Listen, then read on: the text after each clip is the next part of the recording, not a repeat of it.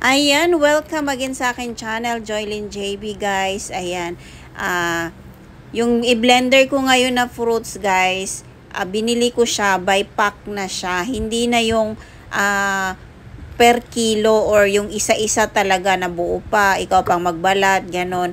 Para mas tipid pala, per pack na yung bibilhin ko kasi nga sa isang pack, 4 na klase na ng prutas ang laman. So, ayan. Ang binili ko ngayon ay kiwi, piras, at saka mangga, then dragon fruit. So, 4 na klase yung nasa loob ng isang pack. Kaya tipid ito pag ganito ang binibili ko kaysa doon sa per kilo kasi or yung isa mismo, isang buo.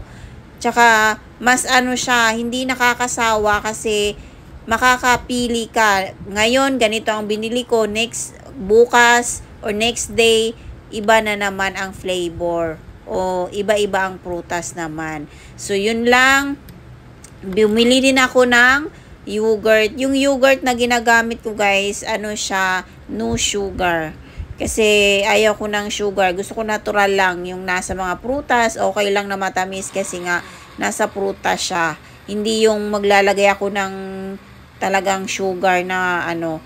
So, yun, napakasarap nito guys. So, kailangan natin sa katawan, araw-araw, meron tayong ganito.